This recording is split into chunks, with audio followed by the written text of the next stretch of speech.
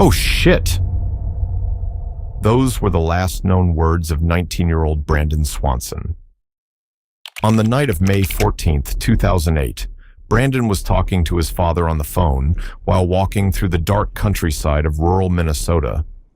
Then, without warning, he suddenly shouted, "Oh shit." The call went silent. His father kept calling his name, but Brandon never answered.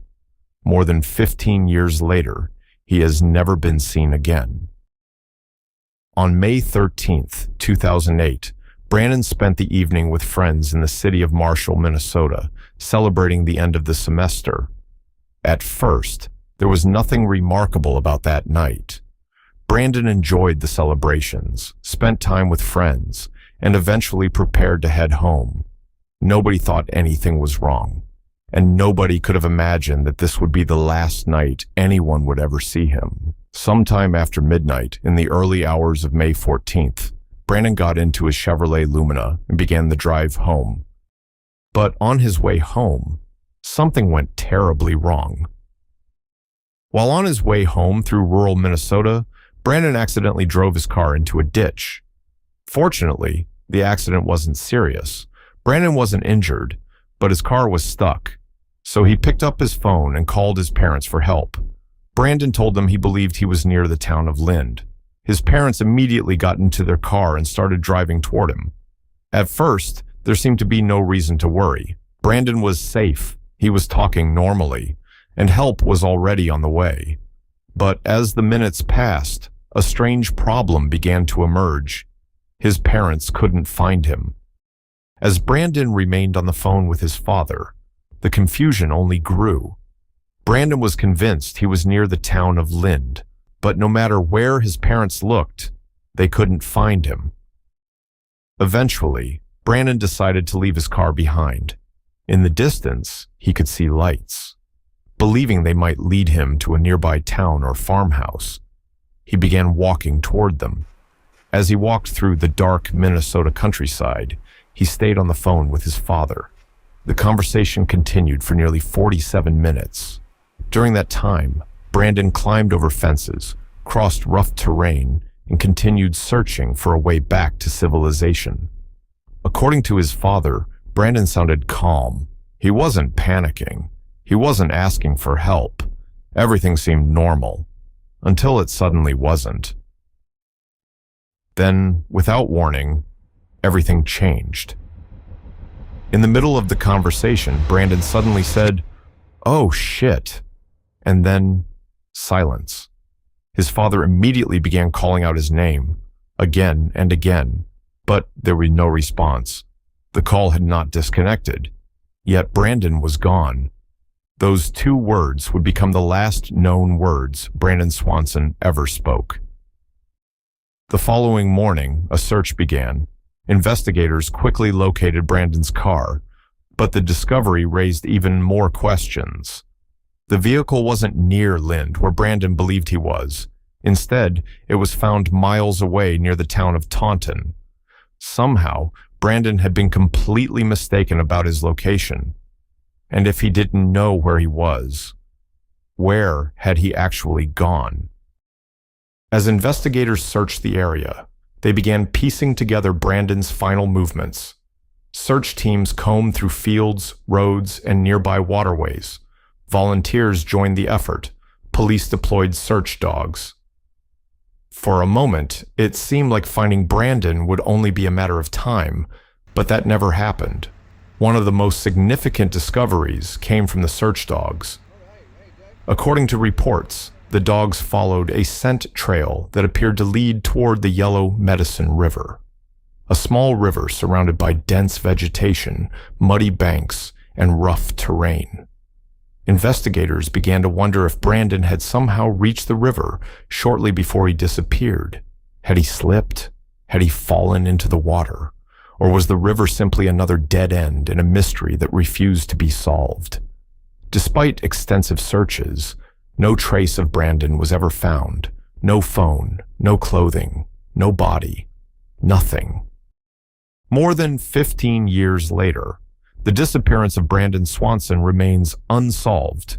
With no body, no phone, and no clear evidence explaining what happened that night, investigators and amateur detectives have been left with one thing: theories. Over the years, several explanations have been proposed. Some are more likely than others. But even today, nobody knows for certain what happened after Brandon spoke his final words. The first theory is also the one many investigators consider the most likely. Theory number 1 is that Brandon accidentally fell into the Yellow Medicine River. At first glance, this theory seems to make sense. After all, search dogs followed a scent trail that appeared to lead toward the river.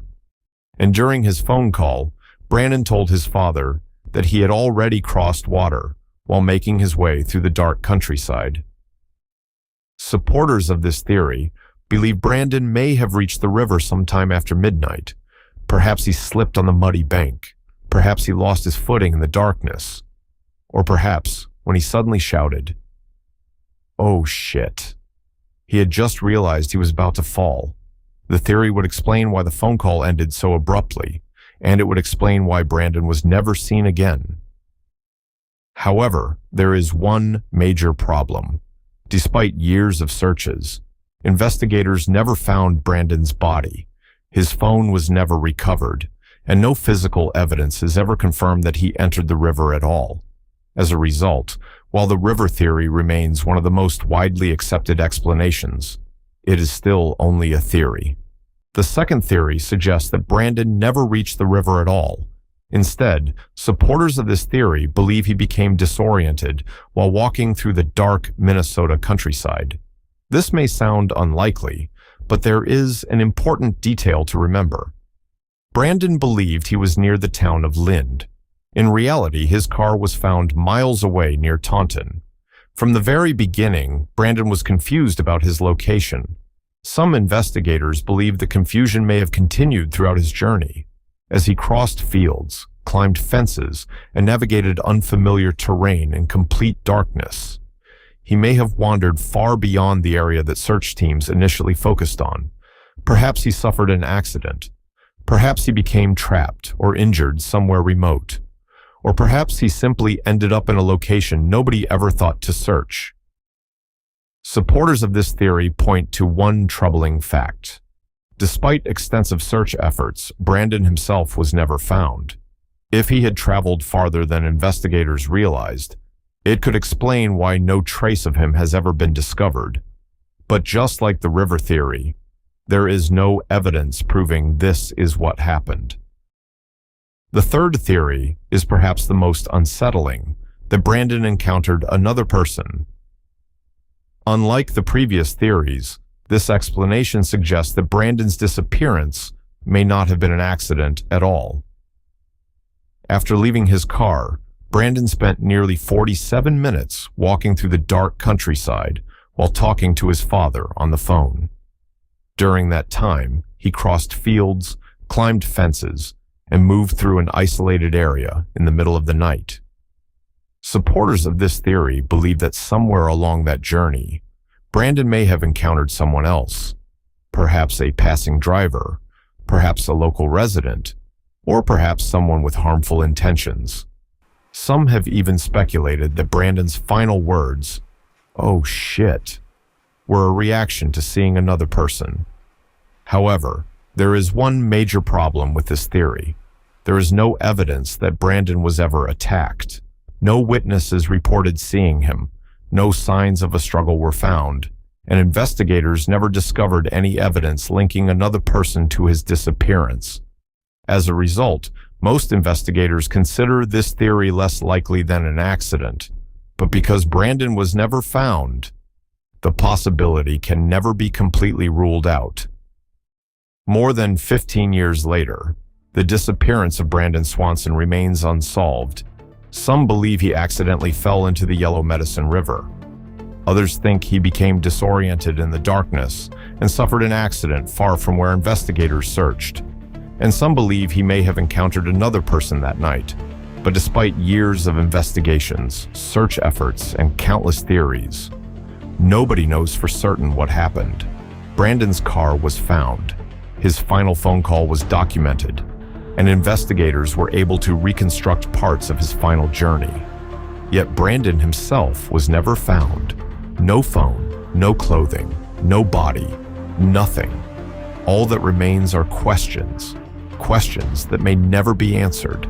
And one final moment frozen in time, a young man walking alone through the Minnesota countryside, speaking to his father on the phone.